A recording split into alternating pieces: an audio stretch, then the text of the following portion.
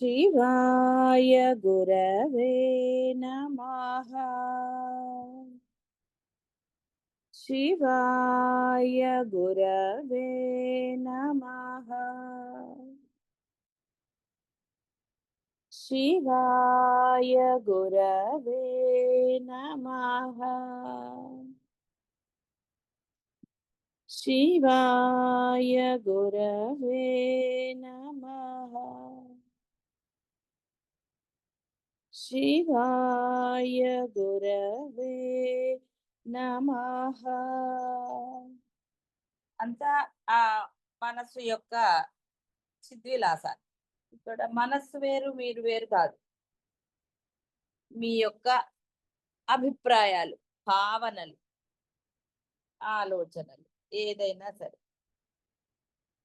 మీరు ఎలా అన్నా అదంతా మీదే తప్ప వేరే కాదు. కాబట్టి స్థిరత్వము రాకపోవడానికి సందేహం లేకుండా మీరే కారణం. ఎందుకంటే మీ అభిప్రాయాలు దృఢమైన అభిప్రాయాలు, అది మంచి చెడు అనేది పక్కన పెట్టండి. ఏదైనా మీరు మీకు ఇష్టమైనట్టుగానే దాని గురించి ఆలోచిస్తారు, చేస్తారు, రకరకాలు. ఎక్కడ ఎప్పుడో తప్ప, కొన్నిట్లో తప్ప వేరే వారి అభిప్రాయాల కనండి, భావనల కనండి, లేదా శాస్త్రం చెప్పిందనండి, వాటికి మీరు విలువ ఇవ్వరు. అయితే ఇదంతా ఎలాగండి అది అంటే మీరు స్థిరత్వం పొందకపోవడానికి అనేది ఒక కారణం అయితే, మీలో ఇంకా మీకు లేదు ఈ రాగద్వేషాలనే భావనలనండి, లేదా దుఃఖాలని, ఇవి ఇంకా ఉన్నాయి. నిస్వార్థంగా, నిష్పక్షపాతంగా నాలో అవి లేవు అని మీరు అనగలరా? ఎవరికి చెప్పక్కర్లే, మీకు మీరు అలా చెప్పుకోగలరా? అలా చెప్పుకుంటే ఇంకా అహం బ్రహ్మాస్మి స్థితి వేరేగా ఎక్కడుంది?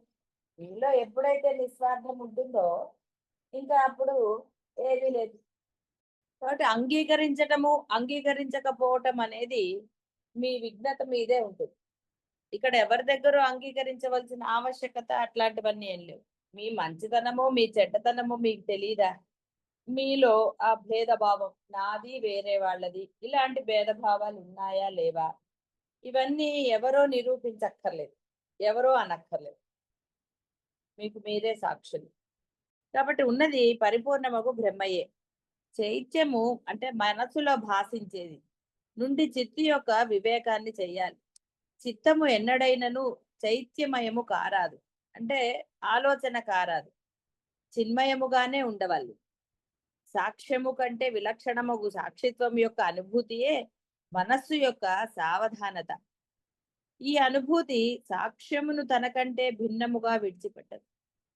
ఒకదాని నుండి మరి ఒక దానిని విడదీసి చూచుట సంభవమే కాదు. స్వప్నం యొక్క ద్రష్ట మరియు దృశ్యము ఒకే తత్వం, వేరేగా లేవు.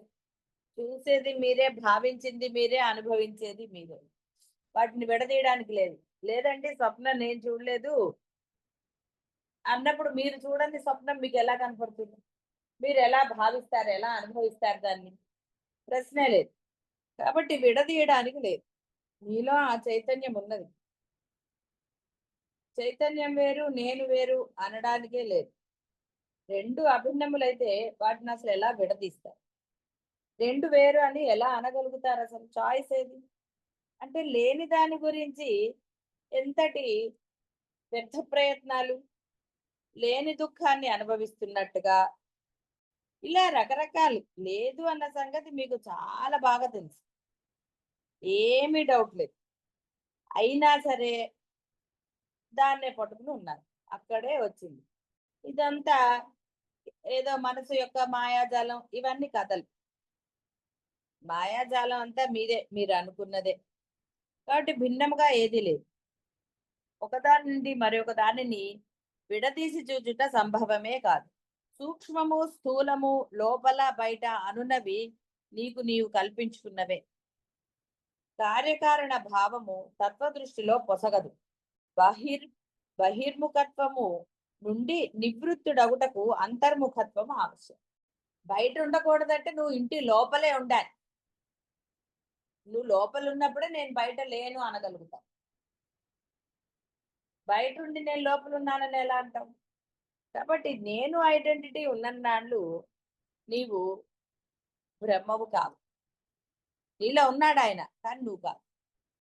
ఎవని యందు లోపల బయట అనే తేడా లేదో వానికి అంతర్ముఖత్వం ఏమిటి, బహిర్ముఖత్వం. లోపల బయట అనేముంది? వాడు ఎక్కడున్నా ఆనందంగానే ఉంటాడు.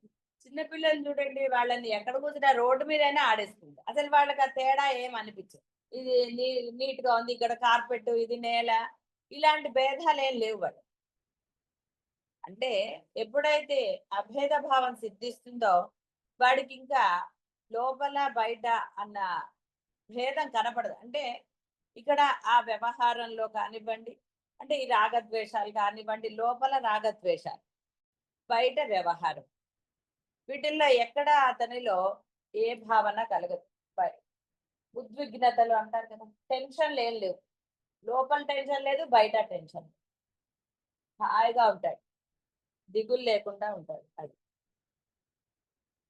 కాబట్టి ఎవని యందు లోపల బయట అని తేడా లేదో వానికి అంతర్ముఖత్వం ఏమిటి, బహిర్ముఖ, అన్ని ఏకరస అనంత అద్వితీయ బ్రహ్మయే. సముద్రమునకు లోపల బయట ఉండవచ్చు, కానీ ఆకాశానికి లోపల బయట ఉన్నదా? ఆకాశమునకు స్థూల సూక్ష్మములకు స్థాయిలు సంభవమే, కానీ పరిణమించుటకై దేశకాలములను నిమిత్తమును అపేక్షించని నిర్వికార తత్వం నందు సూక్ష్మత్వం అనగా ఏమిటి, స్థూలత్వం అంటే తెలియబడేది తెలియబడనిది సర్వము ఆత్మస్వరూపమే కదా. ఇది ఏ నిర్విశేష సామాన్య సత్త. జ్ఞానియగు పురుషుడు మాత్రమే దీనిని తన స్వరూపంగా తెలుసుకుంటాడు. ఈ యొక్క సత్తా సామాన్యం అంటే ఉన్నది ఏదో అదే సామాన్యంగా మీకు కనపడుతుంది. నిర్విశేషమగు సమము యోగము భోగము ఇదే, అంటే ఆ బ్రహ్మమే. అంతటా సమంగా వ్యాపించినది ఏకత్వము అదే, నువ్వు అనుభవించేది అది. ఇక్కడ అనుభవించేది వేరు, నువ్వు వేరు, ఇంకోటి వేరు లేవు. ధ్యాన ధ్యాతృ ధ్యేయ రూపాలన్నీ ఆ బ్రహ్మమే, అది నువ్వే. గుర్తిస్తే ఆనందం, గుర్తించకపోతే ఇగో ఈ గోళం. నేను నేను నేను అని దాచుకోవటము.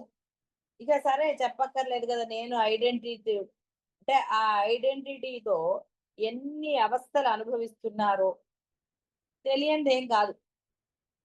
ఎవ్వరు మిమ్మల్ని అనుభవించమని చెప్పలేదు, మీరు నిర్ణయించుకున్నారు అంతే. అనుభవిద్దాం, అనుభవించటం అంటే దుఃఖాన్ని అనుభవించటంలో కూడా మీరు ఆనందాన్ని పొందుతున్నారు, కాబట్టి చాలా గ్రేట్. జ్ఞానులకి ఏముందండి, ఎప్పుడు ఏదో ఉంటారు.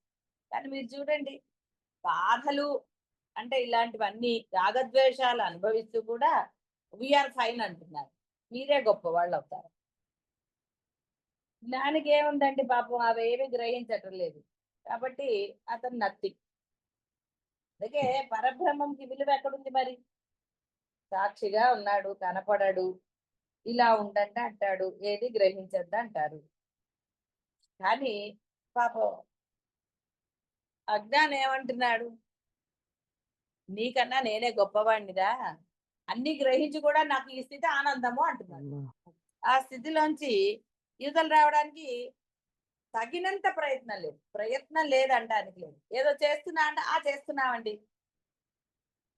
కొంతమంది ఉంటారు తమో గుణంతో ఉన్నవారు, ఏరా చేస్తున్నా అంటే ఆ చేస్తూనే అన్న, ఆ పని ఎప్పటికీ అవ్వదు. అలసత్వము, తమో గుణము, బద్ధకము ఇవి ఉంటాయి కొంతమంది. వాడు ఏ పని చేయడు, వాడికి ఎందుకంటే బద్ధకం. ఆ బద్ధకంతో లేనిపోదు. ఇవాళ బద్ధకిచ్చా కూర్చున్నావు, రేపొద్దున నీ అవయవాలు నీకు ఉంగుతాయా? ఇవన్నీ కూడా మీ అందరికి తెలిసిందే, తెలియని వాళ్ళు ఎవరు లేరు. సరే, రకరకాలు. సమాధి విక్షేపం రెండు ఒకటే. జ్ఞాని దృష్టిలో తేడాలు లేవు. ఈ దృష్టి అంతఃశీలత్వమునకు తల్లి. ఇతరుల దృష్టిలో ఒకటి చాలా గొప్ప కార్యం కాగా రెండవది తక్కువ విలువ కాదు. ఇప్పుడు చెప్పింది అదే. మీరు దేనికి ఇంపార్టెన్స్ ఇస్తే అదే మీరు ఆచరణకు ఇంపార్టెన్స్ ఇవ్వకపోతే అంతే. కాబట్టి చాలా గొప్పవాళ్ళనే చెప్తారు. అంటే అజ్ఞానంలో నేను అని తిరిగేవాడు ఐఎమ్ ఫైన్, చాలా తృప్తిగా ఉన్నాను, ఆనందంగా ఉన్నానని వాడు అన్నాడంటే నిజంగా గొప్పవాడు. అనుభవిస్తూ లోపల బయట అంటూ మనసుంది అంటూ ఇవన్నీ అంటూ కూడా వాడు నేను తృప్తిగా ఉన్నాను, నాకు ఏ బాధ లేదంటే మరి నిజంగా గ్రేట్. అప్పుడు వాడి ముందర జ్ఞాని ఎందుకు పనికొస్తాడండి? ఎందుకు పనికిరాడు. అంటే పరబ్రహ్మం వేస్ట్. కాదమ్మా, కాదమ్మా. ఇప్పటికీ ఆయన కాదు. దృష్టిలో ఆ రెండు తన స్వరూపమే. ఆయనను ఆశ్చర్యచకితుని చేసేది గాని క్షోభను కలిగించేది గాని ఏదీ లేదు. ఎవరైతే అలా ఉండగలుగుతారో అదే యథార్థ స్వరూపము పరబ్రహ్మం. కానీ పాపం పరబ్రహ్మముకి తెలీదు అజ్ఞాన స్వరూపం ఎంత గొప్పదో. ఇంతవరకు జన్మించిన మహాపురుషులందరూ ఈ స్వరూపం నందే ప్రతిష్ఠితులు అయ్యారు, అంటే స్థిరముగా ఉన్నారు, అటు ఇటు కాకుండా మహాపురుషులు అన్నారు. తెలియదండి పాపం వీళ్ళకి. ఎందుకంటే వీళ్ళు ఏదో ఇదే అనుకున్నారు కానీ అజ్ఞానం యొక్క గొప్పతనం వీళ్ళకి తెలియదు. అజ్ఞానంలో లేని వాడికి ఎలా తెలుస్తుందండి? బావిలో కప్ప అదే పెద్ద ఇది అనుకుంది. అలాగే జ్ఞాని తన స్థితి గొప్పదన్నాడు, అజ్ఞాని తన స్థితి గొప్పది. కాబట్టి ఇద్దరు మహాపురుషులే. భవిష్యత్తులో జన్మించబో మహాత్ములు కూడా దీని అందే స్థిరంగా ఉంటారు. ఏమిటో అన్ని మహాత్ములు అంటాడు, జ్ఞానులు అంటాడు, అంటే ఉన్నతమైన పదజాలం ఉపయోగిస్తున్నారు బ్రహ్మాన్ని. అజ్ఞాని కూడా తనకి తాను ఉన్నత వినియోగించుకోవచ్చు, బిరుదులు పెట్టుకోవచ్చు, తన యొక్క ఆ ఐడెంటిటీకి ఎన్నో ట్యాగ్స్ పెట్టుకోవచ్చు. తెలివిగల వాడు, కోటీశ్వరుడు, ఇలా రకరకాలు ఇతనికి ఉన్నాయి, ఎన్నో పెట్టుకుంటాడు. సహనము ఇవి అవి అన్ని అని. కాబట్టి ఫైనల్ గా అంటే బ్రహ్మము యందు తగినంత ఇది లేదు అంటే మరి మీరు ఈ స్థితిలో కూడా మీరు గొప్పవాళ్ళని భావించటం వల్లే కదా ఆ స్థితి పొందట్లేదు. కాబట్టి కర్మలు అనేది అతను అంటే జ్ఞానుల గురించి పాపం తెలియదు కదా, మరి జ్ఞాని పాపం తన గురించే చెప్పుకుంటారు. కర్మలని ఏది చేయించబడుతుందో ఆ కర్మలను చేస్తారు. జ్ఞాని కర్మలు చేసినా చెయ్యనట్టే అని చెప్పబడతారు. కానీ అజ్ఞాని అనుకుని చేస్తున్నాడు, ఆనందంగా ఉంటున్నాడు. అన్నీ కూడా కేవలం చేయించబడేవి అంతే తప్ప అనుకుని చేయటం కానీ భావనలతో చేయటం కానీ రాగద్వేషాలతో చేయటం కానీ ఉండదు కర్మలు. జ్ఞానికి అజ్ఞానికి తేడా అదే, తెలియంది ఎవరికి లేదు. ఏ శరీరం కొన్నాళ్ళకి ఈ అతని శరీరం నశించింది. అయితే ఇక్కడ ఒక చిన్న ఏం చెప్పారంటే మహామాయ శ్రీ చాముండీదేవి వచ్చి ఆయన ఎముకలను తన కిరీటంపై దాల్చి కృతార్థురాలనైన అనుకుందిట. మహాపురుషులకు సంబంధించిన వస్తువులకు అట్టి మహత్వం కలదు అని చెప్పారు. సరే ఇవన్నీ పెద్ద తేడా ఏంటి చెప్పండి? అలా అయితే ఎవరికి అలా భావాలు ఏవైనా కావచ్చు మీ అందరికి. ఏ శరీరం ఉద్ధాలకుడు సంసారం అని భావించనో ఇప్పుడు అది లేని మాట వాస్తవమే. కానీ అసలు వాస్తవ స్వరూపం ఏది కలదో అది ఎప్పుడూ ఉంటుంది. అంటే ఆ బ్రహ్మత్వం ఎప్పుడూ ఉన్నది. అందుకే ఇన్ని యుగాలైనా ఏ యుగంలో వాడైనా ఈ యుగంలో కూడా ఆయన గురించి చెప్పుకోవటం జరుగుతుంది. మరి అజ్ఞానుల గురించి చెప్పుకోవటం జరగట్లేదు అంటే రావణాసురుడి గురించి చెప్పారు కదండి. అంటే రావణాసురుడిని విడిగా చెప్పలేదు. అట్లా ఆపాదించేవాడంటే వాడు ఎంతటి భయంకరమైన వాడో అర్థం చేసుకోవాలి. ఈయన గొప్పతనం చెయ్యడానికి అతన్ని ప్రస్తావించడం జరిగింది. ఆ కాలంలో కూడా అనేక మంది రాక్షసులు ఉన్నారు, వాడెవరి గురించి అక్కడ ఏం చెప్పలేదు. అలాగే కృష్ణావతారంలో కూడా అనేక మంది దుష్టులు ఉన్నారు, వాళ్ళందరినీ ఏం చెప్పలేదు. కాబట్టి ఇది గ్రహించిన వాడికి ఇది అవుతుంది. ఏమైందండి, రాక్షసత్వం ఉంటే వాడు గొప్పవాడయ్యాడు కదా అని అనుకుంటే చేసేది. కాబట్టి వాస్తవ స్వరూపం ఏదో అది ఎప్పటికీ ఉంటుంది. అంటే బ్రహ్మం ఎప్పుడు ఉన్నది కాబట్టి వాస్తవ స్వరూపం అనేది బ్రహ్మమే, అది ఎప్పుడు కొనసాగుతుంది. విచారము, త్యాగము, వైరాగ్యము, సాధన మొదలగు వాటి ద్వారా తన స్వరూపాన్ని పొందాడు అతను, తన అసలు స్వరూపాన్ని. అది ఎప్పుడు ఉంటుంది, ఎన్ని యుగాలైనా అన్నట్టుగా. అందరి యొక్క యథార్థ స్వరూపం అదే అని చెప్తున్నారు పాపం వాళ్ళు. కాబట్టి ఆయన యొక్క సాధనని ఆదర్శంగా తీసుకుంటే అందరూ కూడా ఆ యొక్క అసలైన స్వరూపాన్ని పొందగలుగుతారు, స్థితిని పొందగలుగుతారు. అదే అసలైన స్వరూపము, అదే పరమ సత్యం. దానిని కల్పన స్పృశించను కూడా స్పృశించలేదు. మహాపురుషుని మనోవృత్తుల ఈ జీవనము మార్గదర్శకం కావాలి. సత్యము సాక్షాత్కరించి కృతకృత్యులు కావాలి. అలా చేయగలిగితే ఈ మానవ జన్మకి సార్థకత ఇవన్నీ జ్ఞానులు చెప్పే పిచ్చి మాటలు అయిపోయాయి. చాలా ఆశ్చర్యం అనిపిస్తూ ఉంటుంది. ఎంత చెప్తున్నా కూడా అక్కడ ఏది లేదురా, అది నశించేది అన్నా సరే బంధాలను గాని సంపదలను గాని వస్తువులను కానీ వాటి పట్ల ఈ యొక్క రాగద్వేషాలు ఏవి వదలటం, అది ఏమిటో తెలియటం. నాకు తెలియటం లేదు, మీ అందరికీ తెలుసు. డబ్బు లేకపోతే అవమానం, వస్తువులు లేకపోతే అవమానంగా భావిస్తుంది. బంధాల పట్ల విపరీతంగా ప్రవర్తిస్తుంది. బంధం బంధం బంధం. నీ ధర్మాన్ని చెయ్యరా, ఇంకా నువ్వు చేయవలసింది ఏమీ లేదు అని. ఆ ధర్మం తప్ప ధర్మం అంటూ బంధాలను పట్టుకు వేలాడతారు. వాటికి ఇంపార్టెన్స్ ఇస్తారు, వస్తువులకి ఇంపార్టెన్స్ ఇస్తారు. ఇక దేనికి ఇవ్వకూడదో వాటన్నిటికీ ఇంపార్టెన్స్. వేదం అనే శబ్దానికి అర్థము జ్ఞానము. వేద పురుషుని శిరోభాగమునకు ఉపనిషత్ అని పేరు.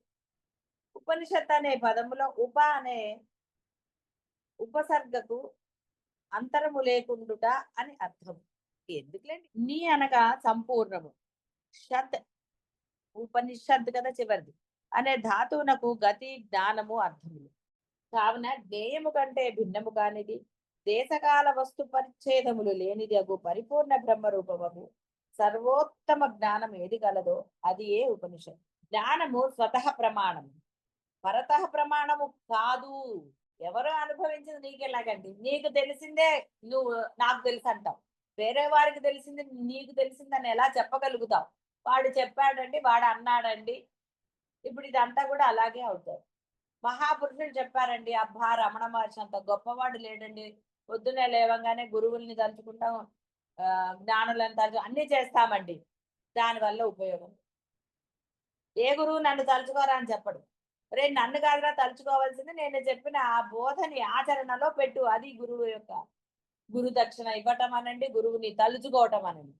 గురువుకి నమస్కరించటము అంటే ఆ దేహానికి నమస్కరిస్తే ఏమిటి వస్తుందండి? దేహం నశిస్తుంది. దేహానికి చేయవలసిన నమస్కారం అంటే గురువు చెప్పిన బోధని ఆచరణలో పెట్టడమే గురు నమస్కారం. గురు పూజ అదే, గురువుకు సమర్పించే గురు దక్షిణ అదే. ఇక్కడ వేరేగా అన్యము లేదు. కాబట్టి ఇక్కడ జ్ఞానము అంటే చెప్పారు స్వతః ప్రమాణము, పరతః కాదు. ఏదేని పదార్థమును గురించి యథార్థ నిశ్చయమును చేయుటలో జ్ఞానమే అంతిమ మగు నిర్ణాయకం అంటే నిర్ణయం. వ్యవహారమంతమునకు వ్యవహారం అంతా కూడా జ్ఞానముపై ఆధారపడి మాత్రమే ఉంటుంది. ఏదేని విషయం ఉన్నదా లేదా అనే విషయాన్ని నిర్ణయించుటలో జ్ఞానమే అంతిమమగు కారణం. జ్ఞానం అంటే నీకు అది తెలుసు అని. ఒక పని నువ్వు చేస్తున్నావంటే ఆ పని గురించిన పూర్తి అవగాహన నీలో ఉన్నప్పుడు మాత్రమే నాకు తెలుసు అని నువ్వు అంటావు. లేకపోతే ఎలా అంటావు? జ్ఞానము అంటే ఆ యొక్క తెలియుట అనేది జ్ఞానంకి అసలైన మామూలు అర్థం, వాడుకలో చేసేది. వ్యవహారంలో తెలియని దానికి తెలుసు అని నువ్వు చెప్తే అది ప్రగల్భమే అవుతుంది. అంటే నీవు పరమసత్యంగా లేనప్పుడు అన్ని అసత్యాలే కదా. పరమసత్యం అంటే బ్రహ్మం అని అక్కర్లేదు. నీ యొక్క మనస వాచ కర్మణ అని చెప్పుకుంటుంది. నీ మాట అబద్ధం, నీ ప్రవర్తన అబద్ధం, నీ మనస్సు అబద్ధం. మనసులో భావాలతోటి నీ మాటతోటి చేత. మరి ఇక్కడ సత్యం ఎక్కడున్నది? నీ అభిప్రాయాలతోటి నీవు అవతల వారితో వ్యవహరిస్తున్నావు. నాది నీది అన్న భేదభావం ఎప్పుడు వచ్చింది? అసత్యానికి మాత్రమే ఉంటుంది నీది నాది అన్న భేదం. నువ్వు అనుకున్నదే అంటావు, ఎస్ ఇదే కరెక్ట్, నీ అభిప్రాయమే నీదంటావు. ఎందుకని? నిజాన్ని తెలుసుకోవడానికి ప్రయత్నించటం లేదు వ్యవహారంలో కూడా. ఎందుకు? మనసులోని భావనలు. నీ భావన కరెక్ట్ అని నువ్వు ఎలా భావిస్తావు? నువ్వు అనుకున్నంత మాత్రాన అలా అవుతుందా? కాబట్టి వ్యవహారం అంతా కూడా జ్ఞానంపై ఆధారపడి మాత్రమే నడుస్తుంది. కాబట్టి ఏదైనా విషయం ఉన్నదా లేదా అనే విషయాన్ని నిర్ణయించడంలో జ్ఞానమే అంతిమం. అదే కాదు తెలిసినప్పుడే. నిజం తెలిసాక అవతల వాడు ఎన్ని అబద్ధాలు చెప్తాడు. నిజం తెలిసాక వాడు మాట్లాడతాడా? సమర్థించుకుంటాడు తప్ప. ఎందుకు మరి అబద్ధం ఎందుకు చెప్పటం? ఎందుకని నువ్వు సత్యంగా ఉండట్లేదు? నువ్వు ఏ పని చేసావో దాన్ని ఎందుకు నువ్వు చెప్పలేకపోతున్నావు? దేనికి అబద్ధంతో బతకటం? విషయముల సత్తా ఇంద్రియములచే, ఇంద్రియముల సత్తా మనస్సుచే, మనస్సు యొక్క సత్తా బుద్ధిచే, బుద్ధి యొక్క సత్తా జ్ఞాన స్వరూపముగా ఆత్మచే నిశ్చితమవుతుంది. అజ్ఞానం యొక్క అనుభవము కూడా జ్ఞానమే. కానీ జ్ఞానమును ప్రమాణితము చేయుటకు జ్ఞానము కంటే భిన్నమైన పదార్థం యొక్క ఆవశ్యకత కలదా? నిజం తెలిసిన తర్వాత ఇంకా మళ్ళీ నిజానికి వేరే ఏంటని కావాలి? నిరూపించడానికి ఒక సాక్ష్యం అంటారు. కానీ ఉన్నది పరబ్రహ్మమే అంటే దానికి సాక్ష్యం అవసరం లేదు. అద్వైతంలో సాక్ష్యంతో పని లేదు. ఎందుకంటే ఉన్నది అదే. సార్లు చెప్పుకున్నట్టుగా నీ మనసు, నీ గుండెని ఎవరు లోపల ఒక ఇది లేదు. మీ ఊపిరి పీల్చుకోవడానికి లోపల ఒక యంత్రం ఏమీ లేదు. అంటే నీ గుండె కొట్టుకుంటున్నా, నీ ఊపిరి ఆడుతున్నా, నువ్వు తిన్న ప్రతి పదార్థాన్ని జీర్ణం చేస్తున్నా కేవలం ఆ పరబ్రహ్మ లోపల ఉండబట్టే. బయట ఉన్నాడు కాబట్టి నువ్వు నీ ఇంద్రియాలతో చూడగలుగుతున్నావు, వినగలుగుతున్నావు, అభిప్రాయాలు చెప్పగలవు. అంటే సర్వము ఆ బ్రహ్మము యొక్క శక్తి, అందులో సందేహం. ఈ బ్రహ్మము ఎలా లభిస్తుందిరా? నువ్వు సత్యంగా అంటే నువ్వు బ్రహ్మం ధర్మంగా ఉండే అంతే. ఎందుకు మాటలు అబద్ధం, చేతలు అబద్ధం, మనసులు అబద్ధం? ఎందుకంటే అన్ని నీ అభిప్రాయాలే. ఒకటి మీద కోపం కానివ్వండి, ఇష్టం కానివ్వండి, ఏదైనా సరే అన్ని నీ అభిప్రాయాలు. ఎందుకు ఉండాలి వాడి మీద ఒక ద్వేషం? ఎందుకు ఉండాలి వాడి మీద ఒక అభిప్రాయము? వాడంటేనే ఇష్టము అని ఎందుకు వచ్చింది? నాది అన్న భావం వల్ల వచ్చింది. ఈ నాది, నేను, నావి దానివల్ల ఇక దాచుకోవటాలనండి, ఇంకోటనండి ఎన్ని వస్తాయో అబద్ధాలన్నీ వస్తాయి. అబద్ధంతో బతుకుతున్నావు కాబట్టి ప్రతి క్షణం ఆగోలే. హాయిగా నిజంగా ఉండు. నిన్ను ఏది చేయొద్దని లేదే, మాట్లాడొద్దని లేదు, తినొద్దని లేదు, దాచుకోవద్దని లేదు. నీ డబ్బు నువ్వు దాచుకో, ఎవ్వరు వద్దని, అందరికీ దానా చేయమని ఏం చెప్పలేదు. నీ వస్తువుల పట్ల నువ్వు చక్కగా ఉండు, దాని పట్ల జాగరూకతతో ఉండు. నీ వస్తువు నువ్వు రక్షించుకో, వద్దని లేదు. నీ వస్తువు ఎలా రక్షిస్తావో అవతల వాడిది కూడా అలాగే ఉండాలి. అంటే వాళ్ళు ఇంటికి వెళ్ళి చేసేయమని చెప్పట్లేదు. అక్కడ నీవు ఉన్నప్పుడు ఇది నా వస్తువు కాదు కాబట్టి దాన్ని ఏదన్నా కానివ్వండి అవతల పారేద్దాం అని ఉండరా? అంటే భేదభావం ఉన్నప్పుడే, నాది నీది అన్నప్పుడే నీది రక్షించుకుంటావు, అవతల వాడిది వదిలేస్తావు. అంటే నీ దాని పట్ల నీకు ఒక అభిప్రాయం, వేరే దాని పట్ల వేరే అభిప్రాయం. వాళ్ళు పోతే నాకేంటండి, నాది కాదది, ఇలాంటి అభిప్రాయాలు. ఈ నాది నీది దీంతోటే ఈ మనసులో భావాలన్నీ మారిపోతుంది. ఎందుకంటే మనసులోనే నువ్వు ఏర్పరచుకున్నావు, నాది నాది కాదు, నేను దాచుకోవాలి. దీంతోటే అబద్ధాలు వస్తాయి. ఇంకా నీకు అసలు ధర్మం ఎక్కడుందండి? అబద్ధం ధర్మం ఎలా అవుతుంది? ఎట్టి పరిస్థితుల్లో కాదు. నువ్వు ఒక అబద్ధం ఆడితే దేని గురించి అయినా నిజాయితీగా ఉండు. అది వ్యవహారంలో అయినా సరే, ఎక్కడ ఏ వ్యవహారం అయినా సరే, ఉద్యోగం అయినా అవ్వచ్చు, ఇంట్లో గృహస్థాశ్రమంలో అయినా అవ్వచ్చు, ఎక్కడైనా సరే నువ్వు నిజంగానే ఉండు. నువ్వు అబద్ధం చెప్పకు. నీ నిజాయితీనే అదే ధర్మం. ఆ ధర్మం నిన్నెప్పుడూ రక్షిస్తుంది.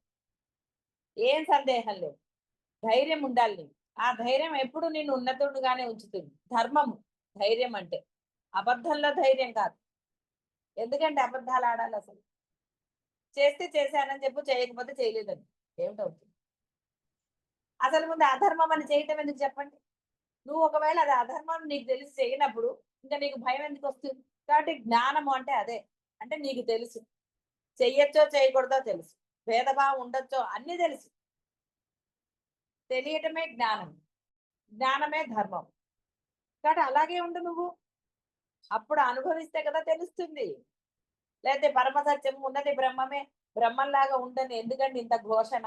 మహాత్ములు, జ్ఞానులు, రమణ మహర్షి, పెరియవారు, ఎందుకంటే వాళ్ళందరూ దీని గురించి తాపత్రయపడ్డారు. కొన్ని వాళ్ళు ఏనాడన్నా అబద్ధాలు ఆడారా? వాళ్ళు ఆడలేదు కాబట్టి వాళ్ళు ఈ రోజుకి వాళ్ళ గురించి చెప్పు. రాముడు గురించి, రాముడు మానవుడుగానే పుట్టాడు. ఎందుకు దేవుడు అయ్యాడు? పరమసత్యంగా ఉన్నాడు కాబట్టి ఆయన ఆయనను పూజిస్తున్నారు. అవతార పురుషుడు అనేది తర్వాత సంగతి. నీకెలా తెలుసు అవతార పురుషుడు అని? ఆయన ఎక్కడా చెప్పలేదు కృష్ణుడు చెప్పినట్టుగా. ఆయన మానవుడిగానే పుట్టాడు, అలాగే కష్టాలు పడ్డాడు. కానీ ధర్మం తప్పలేదు. ఆయన నిజాయితీగానే ఉన్నాడు. కాబట్టి దేవుడు అయ్యాడు ఇన్ని యుగాల తర్వాత. బుద్ధాలకుడి గురించి ఎందుకు చెప్తున్నారు?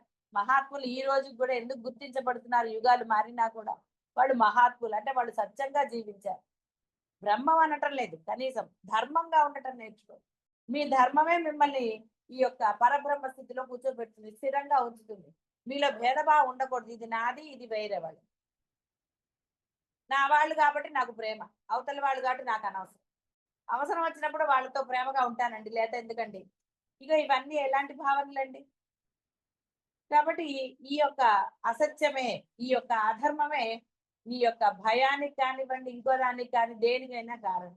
నీ కర్మలకన్నా బుద్ధి ప్రచోదయం. ఎందుకు ఆ బుద్ధి ఎందుకు మరి? నీకెందుకు? అవతల వాడు పరమ దుర్మార్గుడు అయితే. రావణాసుడు చెడ్డవాడిని, విభీషణుడు చెడ్డవాడు అయ్యాడంటే అన్ని సంవత్సరాలు ఉంటే. ఎప్పుడైతే పరమాత్మ అతనికి అవకాశం కల్పించాడో సత్యం వైపుకి వచ్చేసాడు, రాముడి దగ్గరకు వచ్చేసాడు, ఇంకా అక్కడ ఉండకుండా. అప్పటి వరకు అతనికి పరమాత్మ అవకాశం కల్పించలేదు. అయితే మటుకు అతను అధర్మంగా ఉన్నాడా? ప్రతిసారి రావణాసురుడు చేసిన అధర్మాన్ని అతను చెప్తూనే ఉన్నాడు. ఇది తప్పు, ఇలా చెయ్యకు, ఇలా చెయ్యకు. మండోదరి కూడా చెప్తూనే ఉంది. భార్య కూడా భర్తకి చెప్పవచ్చు అన్నదానికి నిదర్శనం. ఆవిడ ఇష్టపడే పెళ్లి చేసుకుంది, పరమ భక్తుడని. అయినా కూడా ఆయన యొక్క అధర్మాలను ఆవిడ ప్రోత్సహించలేదు. పత్ని ధర్మానికి కట్టుబడి ఉండి కూడా అతన్ని నువ్వు చేసేది అధర్మము, అలా చెయ్యకు, నష్టపోతామని చెప్తూనే ఉంది. వాడు వినలేదు, వాడు పరమ దుర్మార్గుడు కాబట్టి. ఎంత చెప్పినా వాడు వినలేదు. కాబట్టి నశించాడు. ఎలా నశించాడంటే మొత్తం అంతా అతని పరివారంతో సహా నశించాడు. అది బాహ్యంలో కనపడేది. అధర్మంగా ఉండేవాడు రావణాసురుడి గురించి మాట్లాడతారు, ఏదో వాలి గురించి మాట్లాడతారు. ఎవరు వాళ్ళు అధర్మం ఉన్నప్పుడే దాన్ని సమర్థిస్తాడు. వాడు ధర్మంగా ఉన్నవాడు ఎవడు రావణాసుడిని సమర్థించాడు, వాడు చేసిన పనులను. రాముడు ధర్మంగా ఉన్నాడు కాబట్టి రామో పరమో ధర్మ అన్నారు. రాముడే ధర్మము, ధర్మము రాముడు వేరుగా లేట. ధర్మాన్ని రూపాన్ని చూపిస్తే రాముడు అయ్యాడు. అలాగే పరమాత్మ రూపం పొందితే శ్రీకృష్ణుడు అయ్యాడు. రూపం పెట్టుకుని వచ్చాడు ఆయన. నేను పరమాత్మనే అన్నాడు, పుట్టేటప్పుడే చెప్పాడు. ఇదే భేదం రాముడికి కృష్ణుడు. ఈయన ఎక్కడ పరమాత్మగా బిహేవ్ చేయలేదు. ఆ కాలంలో సత్యం అనేది అంటే ధర్మం అనేది 4 పాదాల్లో నడిచింది కాబట్టి అప్పుడు స్వర్గాలు ఇవన్నీ ఉన్నాయి అన్నారంటే ఇప్పుడు మనకు ఒక ఊరికి ఇంకో ఊరికి ఒక క్షేత్రానికి లాగా. అంతేగాని అక్కడ స్వర్గము అనగానే వీళ్ళు వెళ్ళారు అంటే అది వేరేది అనుకోకండి. అది ఇక్కడ ఇప్పుడు మనకి ఎలాగైతే క్షేత్రాలు ఉన్నాయో క్షేత్రానికి మీరందరూ వెళ్ళగలుగుతున్నారు. అదే విధంగా అక్కడ ఆ స్వర్గం అనే క్షేత్రానికి కేవలము ఈ ధర్మంగా ఉన్నవారు మాత్రమే వెళ్ళగలిగే సత్తా ఉండేది. అందుకే అర్జునుడు వీళ్ళందరూ నడుచుకుంటూ వెళ్ళారు, ఆయన బాణాలతో వేశాడు, ఇదన్నీ చెప్పారు. కాబట్టి ఇక్కడ అదే ధర్మంగా ఉంటే స్థిరత్వం అనేది పెద్ద కష్టమైంది కాదు. ధర్మము అంటే నాది నీది లేని ఆలోచనే. హాయిగా ఉండండి ఆ సమయానికి మీ స్ఫురణను బట్టి. స్ఫురణ ఎప్పుడు కూడా ధర్మంగానే ఉంటుంది తప్ప అధర్మ స్ఫురణలు రావు. అధర్మ పరుడికే అధర్మ స్ఫురణలు వస్తాయి. కాబట్టి ధర్మంగా మీరు ఉన్నప్పుడు మీ స్ఫురణలన్నీ కూడా దైవికంగానే ఉంటాయి. కాబట్టి ఆ ధర్మం ఎప్పుడు మీకు రక్ష. లేదా ఇంకా దైవం గురించి చెప్పుకోవటం ఎందుకంటే పరమాత్మ గురించి. ఒకవేళ మీ ధర్మం మిమ్మల్ని రక్షించకపోతే పరమాత్మ ఉన్నాడు, ఆయన రక్షిస్తాడు అన్న మాట ఎంతటి అబద్ధం అయిపోతుంది. కృష్ణ పరమాత్మ వహామి అహం అన్నాడు, నేను రక్షించి తీరుతానరా నిన్ను, నువ్వు ఇలాగా ఉంటే నాకు సరెండర్ అవురా చాలు అన్నాడు. ఆయన మాట అబద్ధం అవదా? పరమాత్మ అబద్ధం చెప్పవలసిన ఆవశ్యకత ఏముంది? అయితే అబద్ధాల వాడిని ఏమన్నా ఇప్పుడు చెప్పుకుంటారండి? ఒక అబద్ధాల పురుషుని ఎవరినైనా సరే ఎక్కడైనా కీర్తించడం జరుగుతుందా? లేదు. ఎలా కదా. బాహ్యంలో నీ అవసరాన్ని బట్టి నువ్వు ఎవరినన్నా పొగడవచ్చు, లేదా ఏదైనా చేయవచ్చు. అధర్మపరుణ్ణి కీర్తించవచ్చు, అధర్మపరుణ్ణి ఆశ్రయించి ఉండవచ్చు, ఎన్నా చేయొచ్చు. ఎందుకంటే నీలో అధర్మం ఉంది కాబట్టి, నీ అవసరం అన్నావు కాబట్టి. కాబట్టి దానికి తగ్గట్టుగా అబద్ధాలు వస్తాయి. ఆ అబద్ధాలతోటి కోపము, రాగము, ద్వేషము, మదమాత్సర్యాలు, లోభత్వం ఎన్నో అండి. ఇది అదని చెప్పేది ఏముందండి, అది అలా జరుగుతుంది. కాబట్టి ధర్మంగా ఉండండి. ఉంటున్నాను, ప్రయత్నం చేస్తున్నాను, ఇవన్నీ కాదు. ఎందుకు ఉండలేకపోతున్నారు? దైనందిన జీవితం ఏ రోజు ఆ రోజే. రేపు మీరు గంట తర్వాత సగం తర్వాత పోనీ రేపు మీరు ఉంటారని మీకు గ్యారంటీ ఎక్కడుంది? ఈ రోజు అలా ఉండండి, స్థిరంగా ఉండండి. రేపటి స్థిరత్వం రేపు, ఏ రోజు స్థిరత్వం ఆ రోజు. అలా ఎందుకని నిశ్చయించుకోవటం లేదు? ఎందుకంటే జీవభావం ఉంది కాబట్టి. దేనికి ఆ జీవభావం? రేపు మీరు ఉంటారో లేదో తెలియని కాడికి ఈ రోజు నేను బ్రహ్మంగానే ఉంటాను, ధర్మంగా ఉంటాను, ఒకరిని ఒక మాట నన్ను అనవసరమైన విషయాల్లో అంటే నేను పరమసత్యంగానే ఉంటానని ఎందుకు అనుకోవటం? మీ మాట చేత అన్ని కూడా ధర్మంగా ఎందుకు ఉండటం? ఎందుకంటే అలా ఉండట్లేదు కాబట్టే ప్రయత్నం సాగుతూనే ఉంది. మీరు అలా ఏ రోజుకి ఆ రోజు దీక్ష, ఏ రోజుకి ఆ రోజు మీరు కనుక సత్యంగా ఉండగలిగినప్పుడు, ధర్మంగా ఉండగలిగినప్పుడు అదే బ్రహ్మత్వం. అందుకే ఆయన అలా ఉండగలిగాడు కాబట్టి మరలా ఏ గుడికి వెళ్ళటం కానీ, ఉపాసనలు చేయటం కానీ, ఇంకోటి చేయటం కానీ ఆయన ఎప్పుడూ చేయలేదు. రమణ మహర్షి చేసేవాళ్ళని వద్దనలేదు. ఆయన తన ధర్మాన్ని తాను పాటించాడు, సత్యంగానే ఉన్నాడు. నాది అన్న స్వార్థం ఎప్పుడూ లేదు అతను. ఇలా రకరకాలు. కాబట్టి నువ్వు పరమసత్యంగా ఉండటానికి ఏది అడ్డం కాదు, నీకు నువ్వే అడ్డం. ఈ రోజు ఈ రోజంతా నేను ధర్మంగానే ఉంటాను, మనసా వాచ కర్మణ అందరితో సమత్వంగానే ఉంటాను, భేదభావంతో ఉండను, నాలో ఏ గుణాలు లేవు, లోభత్వం కానీ ఇంకోటి కానీ లేవు అని ఎందుకు నిర్ణయించుకోలేకపోతున్నారు? అంటే సేమ్ అంతే. ఆ జీవభావంతోనే మమేక తాదాత్మ్యత. దానికి ఏవో భయాలు అవన్నీ అనవసరమైన మాట. నీకు ఇష్టం లేదు అనేది అసలైన మాట. నువ్వు ధర్మంగా ఉండదలుచుకోలేదు. ధర్మం లేనప్పుడు ఎప్పుడు నిర్ణయము ఎవడు ఆచరణ పెడతాడో వాడిదే. తిన్నవాడే అభిప్రాయం చెప్పగలుగుతాడు, చూసిన వాడే చెప్పగలుగుతాడు వాడి ఇష్టమైన అభిప్రాయం. అయితే ధర్మంగా ఉన్నవాడు సత్యమే చెప్తాడు, అసత్యం చెప్పడు, తన భావాలని లింక్ చేసి చెప్పడు, అవతలి వాళ్ళ కోసం ఇంకో మాట చెప్పడు, నిజంగా తనకి ఎలాంటి భావం కలిగిందో అదే చెప్తాడు ధర్మంగా ఉండేవాడు. అదే వేరే వాడైతే వాడి కోసం వీడి కోసం. అయితే అందులో ప్రతిదీ అధర్మం అవ్వదు. ఒకళ్ళు ఏదో మీకు ప్రేమగా ఏదో కొనుక్కొచ్చారు, లేకపోతే చేసుకొచ్చారు కష్టపడి, అది బాగాలేకపోయినా బాగుంది అనటమే వారిని బాధ పెట్టదు. ఎందుకంటే వారు నీ కోసం ప్రత్యేకంగా, వాళ్ళ అధర్మం నీ కోసం చేస్తే నువ్వు ప్రోత్సహించకూడదు, అది బాగా గుర్తుపెట్టుకో. వాళ్ళ అధర్మంగా ఏదో చేసి మీకోసమేనండి అంటే దానికి నువ్వు పత్తాసు పలకూడదు. ఇవన్నీ ఎప్పుడు తెలుస్తాయండి? మీరు ధర్మంగా సత్యంగా ఉన్నప్పుడు. సత్యంగా ఉంటే ఏదైనా తెలుసు, సత్యంగా లేనప్పుడు ఏం తెలుస్తుందండి? కాబట్టి నిర్ణయము మీ చేతుల్లోనే ఉంది, మీ ఆచరణలోనే ఉంది. ఇక్కడ చేతుల్లో అంటే అర్థం మీ ఆచరణలో ఉందండి. మీరు ఆచరణ పెడితే మరుసెకనే పోయాలి. శివాయ గురవే నమః. శివాయ గురవే నమః. శివాయ గురవే నమః. శివాయ గురవే నమః. కాబట్టి జ్ఞానం ఏదో తెలిసింది. ఏది తెలిసారో ఆచరణలో పెట్టేది అసలైన జ్ఞానం. ఒట్టిగా తెలుసు తెలుసు అన్నంత మాత్రాన ఉపయోగం ఏమీ లేదు. ఆచరణలో పెట్టేదే అసలైన జ్ఞానం. అది బాహ్యంలో అయినా సరే, అద్వైతంలో అయినా సరే. ఎన్ని తెలిస్తే ఏమిటి, ఆచరణ పెట్టండి అనేది అందరికీ సర్వసాధారణమైన డైలాగ్. అందువలన జ్ఞానము అంటే నువ్వు ఆచరించేదే జ్ఞానం. నువ్వు ఆచరించనప్పుడు నువ్వు వాచా వేదాంతివే, కేవలం డైలాగులే అవి. దానివల్ల పెద్ద ఉపయోగం ఏమీ లేదు. కాబట్టి జ్ఞానం అనేది స్వతః ప్రమాణము, పరతః ప్రమాణం కాదు. అంటే నువ్వు అనుభవించేది నువ్వు ఆచరణలో పెట్టేదే. ఎవడో ఆచరణ పెడితే నీది కాదది. నువ్వు వాడికి సలహా ఇవ్వచ్చు, ఏదన్నా చేస్తావేమో అంతే తప్ప అది నీ గొప్పతనం అనడానికి లేదు. ఎవడు పెట్టాడో అది వాడిదే. కర్త ఎవడో భోక్త వాడే. కాబట్టి నువ్వు కర్తలాగా ఉంటావా, భోక్తలాగా ఉంటావా అనేది నీకు.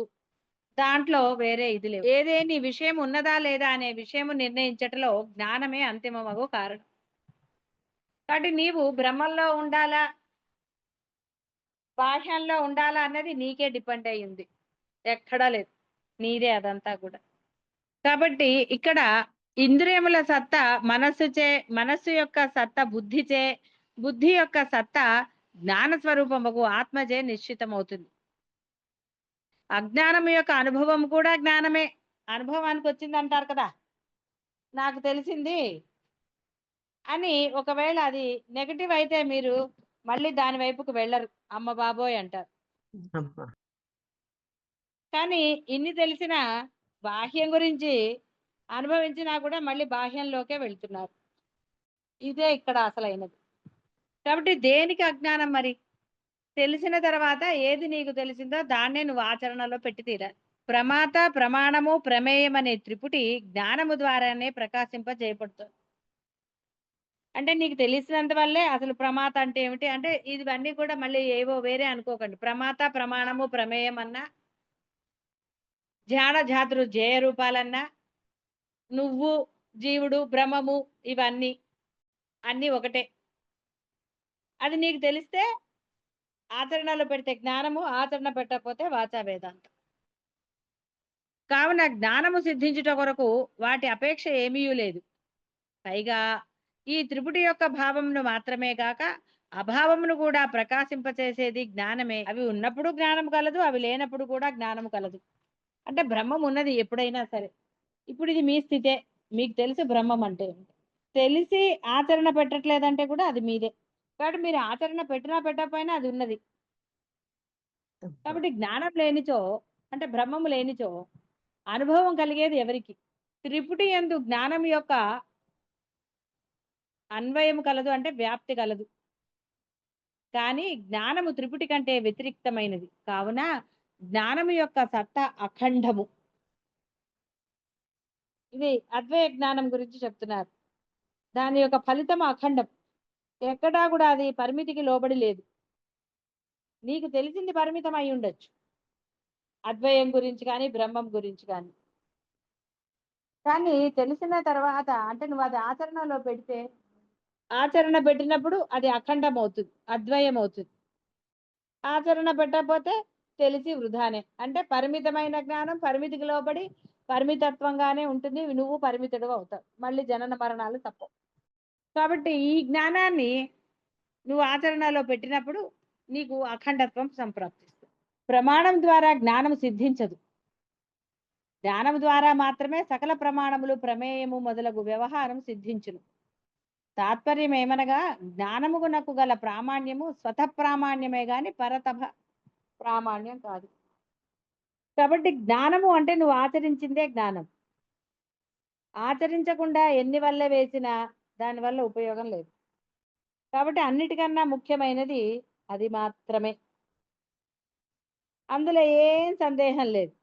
సందేహిస్తే ప్రమాత, ప్రమేయం ఏదైనా సరే అవి ఎప్పుడు అఖండం అవుతాయి? నువ్వు అది ఆచరణలో పెట్టినప్పుడు మాత్రమే. నువ్వు తిన్నప్పుడే నువ్వు దాని ఆస్వాదన పొందగలుగుతావు. పొద్దున చెప్పినట్టుగా తిన్నప్పుడో చూసినప్పుడో, అంటే ఏదైనా ఆచరణ జరగాలి. ఆచరణ జరిగినప్పుడే దాని యొక్క గొప్పతనం. ఆచరణ లేని వేదాంతం దేనికండి? దేనికి లేదు. కాబట్టి జ్ఞానము అంటే అసలైన జ్ఞానం అంటే ఇదే. ఆచరణలో పెట్టేది అసలైనది. నువ్వు ఆచరణలో పెట్టినప్పుడు అన్ని వృధానే. దానివల్ల ప్రయోజనం ఏమీ లేదు, ఏది సిద్ధించదు కూడా. జ్ఞానము తనచే తాను ప్రకాశింపజేయబడుతుంది. సో ఇక్కడ మీరు జ్ఞానం అన్నప్పుడు బ్రహ్మంగా తీసుకున్నా కూడా నష్టం ఏమీ లేదు. ఇంకోటి ఆవశ్యకత లేదు. సూర్యుడు ప్రకాశించాలన్నా ఆ సూర్యప్రకాశానికి మూల కారణం బ్రహ్మమే, ఆ జ్ఞానమే. లేకపోతే సూర్యుడు కూడా ప్రకాశించలేడు. కర్త, కరణము, క్రియ మరియు ఫలము అనే వాటికి జ్ఞానము అధీనమై ఉంటుంది. వాటికి ఇది లొంగి ఉంటుందని కాదు అర్థం. కర్త, కరణము, క్రియ అది లేనిదే ఇది చేయలేమని అర్థం. అంతేగాని లోబడి ఉంటుందని కాదు. అధీనమై ఉంటుంది అంటే అర్థము అది ఉంది. ఇల్లు కట్టాలి అంటే బేస్మెంట్ ఉండాలి, లేనిదే ఇల్లు నిలబడదు. అలాగే నీకు నువ్వు ఉన్నావు అనడానికి నిదర్శనం ఆ బ్రహ్మం. అప్పుడే నువ్వు కర్త అంటావు, ఇంకోటి అంటావు, ఇంకోటి అంటావు, ఇంకోటి అంటావు. కాబట్టి ఇక్కడ నువ్వెన్నన్నా ఆ లోపల ఇక్కడ అది నేను అనుకుంటే అది వ్యవహరించటం లేదు. సరే నీ ఇష్టం వచ్చినట్టు చెయ్యను. అందుకని ఇక్కడ అధీనం అనే మాట వాడబడింది. అది డామ్ డూమ్ అంటలేదు, సరేలే అంటారు. ఎక్కడా కూడా ఇది నా గొప్పతనం అని అది మిమ్మల్ని ఇది చేయటం లేదు.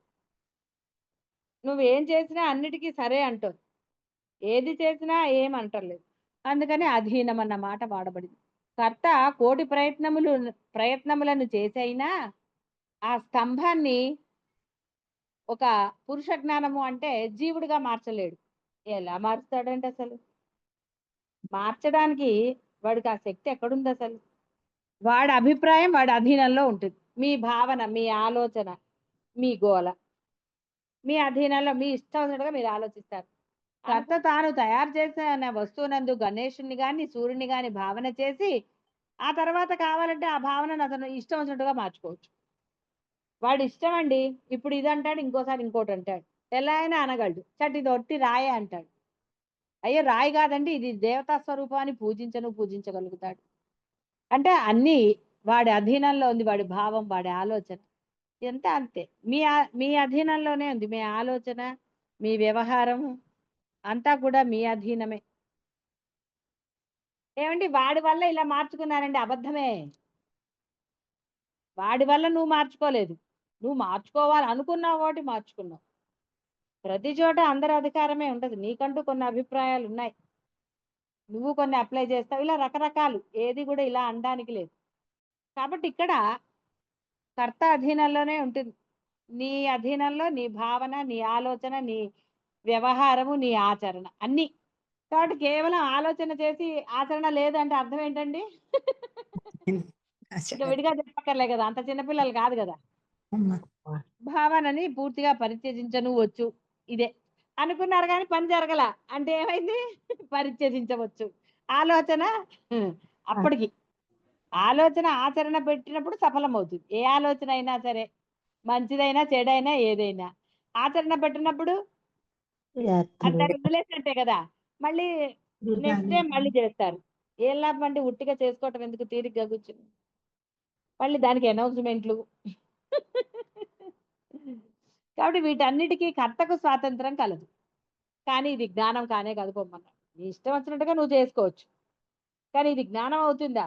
కొన్ని పని జరగకపోతే అనుకోవటంతోటే సరిపోతుంది. కానీ నిన్న జోకు చెప్పలేదు, వాడు నేను కారు కొందా అనుకున్నట్ట, డబ్బులు ఏవిరా అంటే అనుకోవడానికి డబ్బులు ఎందుకురా అన్నాడు. ఇలా రకరకాలు. కాబట్టి ఇది జ్ఞానం కాదు, కర్త యొక్క కృతి. ఈ భావన కర్త స్వయముగా నిర్మించుకుంటాడు. ఈ భావనను చేయటంలో కర్తకు స్వాతంత్ర్యం. కాబట్టి ఇవన్నీ కూడా మనిషిని బట్టి మారుతూ ఉంటాయి. కానీ జ్ఞానం అందరికీ సమానమే. ఒక వస్తువుని గురించిన జ్ఞానం అందరికీ ఒకే రకంగా ఉంటుందండి. వేరేగా ఏమి ఉండదు వాడికి. వాడు ఎన్ని రకాలుగా ఆలోచించినా, ఎన్ని చేసినా, వాడి ఇష్టం వచ్చినట్టుగా వాడు మార్చుకున్నా ఒక వస్తువు అంటే అది అంతే. దానికి సంబంధించిన జ్ఞానం బియ్యంలో రకాలు మారుతాయి, రకాలు మారినప్పుడు అది. కానీ వండితే అన్ని అన్నమే కదండి అంటారు. అందులో ఏమన్నా వేస్తే దాన్ని బట్టి మారుతుంది. బేస్ అయితే అదే కదా. దాన్ని మార్చలేరు కదా. ఇప్పుడంటే బిర్యానీ రైస్ విడిగా వచ్చింది, అంతకుముందు ఎక్కడుందండి? ఈ రైస్ తోటే కదా బిర్యానీ వండుకున్నారు. బేస్ అయితే అదే కదా. స్తంభాన్ని చీకట్లో చూసినప్పుడు ఒక్కొక్కళ్ళు ఒక్కొక్క రకంగా అనొచ్చు, ఇది అది, ఇది ఇదని. కానీ వెలుతురు వచ్చాక అది స్తంభం అనే అంటారు ప్రతివాడు. అంటే సత్యాన్ని ఎవడూ మార్చలేడు.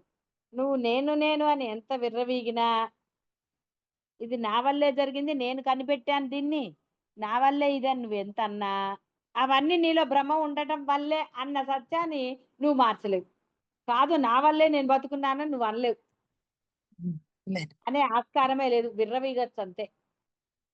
అర్జునుడి లాగా ప్రగల్భాలు పలకవచ్చు, అంతకన్నా చేసేదేమి లేదు. వెలుతురు వచ్చాక అది స్తంభమే అంటాడు ఎవడైనా. అంతేగాని కాదు నాకు దెయ్యంగా కనపడదు కాదు అది దెయ్యమే అని అండు. వ్యక్తులలో భేదమును బట్టి జ్ఞానములో భేదం ఉండదు. ఒకానొక విశిష్ట పురుషుని ద్వారా జ్ఞానము నిర్మించబడదు, రచించబడదు. ఈశ్వరుడైనను జ్ఞానమునకు కర్త కాడు. ఈశ్వరుడు స్వయముగా జ్ఞాన స్వరూపుడు.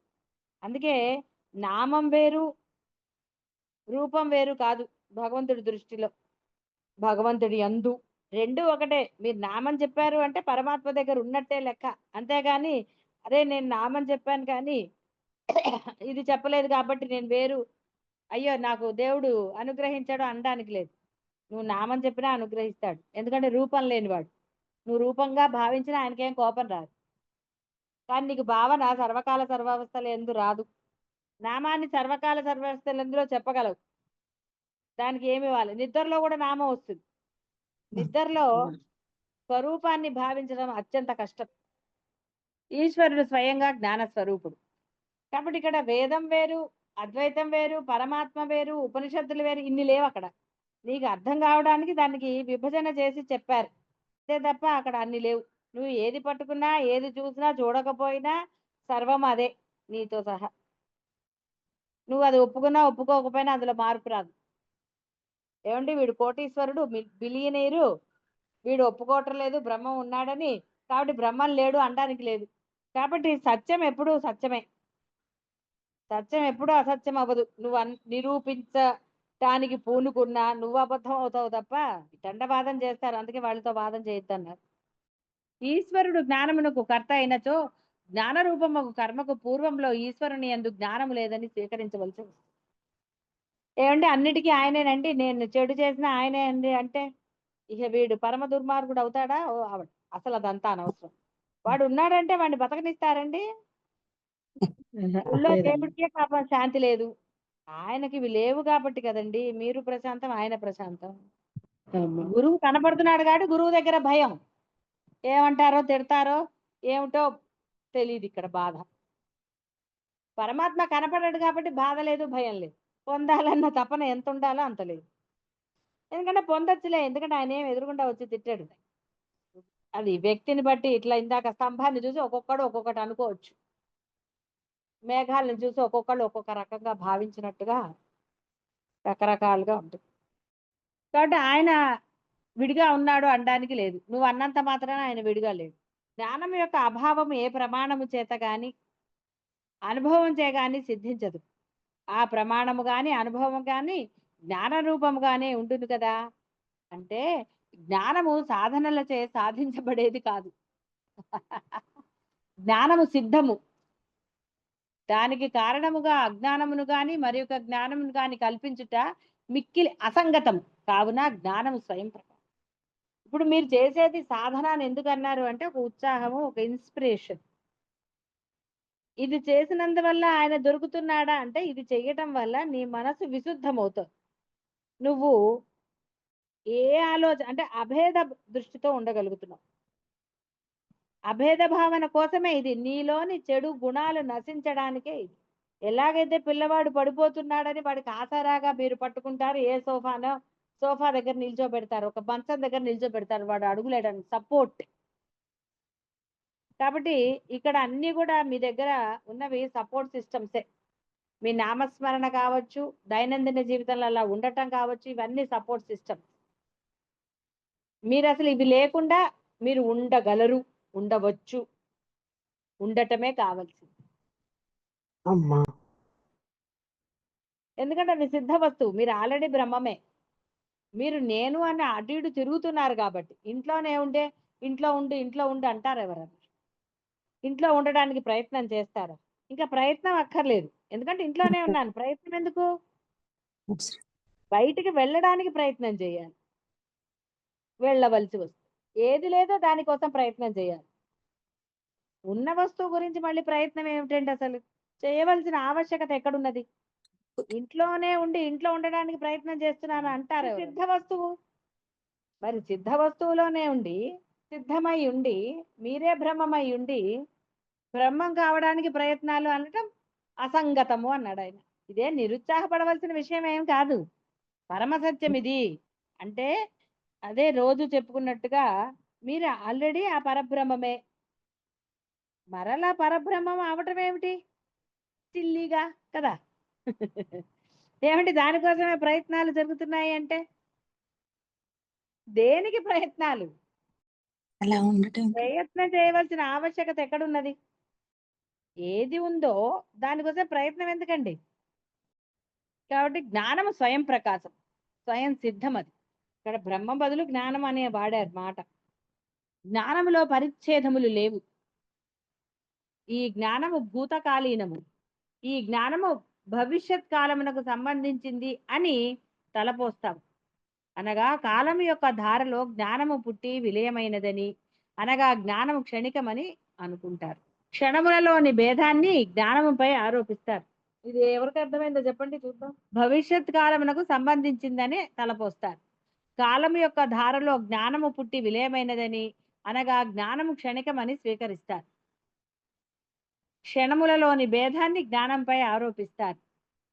కాలము వేరేగా ఎలా చెప్పబడుతుంది? కాలము లేనిది అని కానీ కాలము జ్ఞానానికి క్షీణిస్తోంది అని ఎందుకు అన్నారు? కాలం యొక్క ధారలో జ్ఞానం పుట్టి విలయమైంది, జ్ఞానం క్షణికమని అంటున్నారు ఎందుకు? అంటే ఇక్కడ అని మీరు అజ్ఞానులు అనుకుంటున్నారని చెప్తున్నాడు. అది మీకు ఇప్పుడు మీరు అన్వయించుకోండి. మీరు అనవసరమైన అన్వయించుకునే బదులు ఇది అన్వయించుకోవాలి. నేను మిమ్మల్ని ఇది ఎక్స్ప్లెయిన్ చేయమని లేదు. ఇక్కడ మీరు ఏం చేస్తున్నారు అనే దానికి ఇక్కడ వాళ్ళు చెప్పారు. ఇది భవిష్యత్తు కాలానికి సంబంధించింది. క్షణములలోని భేదాన్ని జ్ఞానంపై ఆరోపిస్తున్నారు. క్షణం అనగా ఏమి? క్షణము అవయవ అయినచో దాని యందు భూత భవిష్యత్తులు,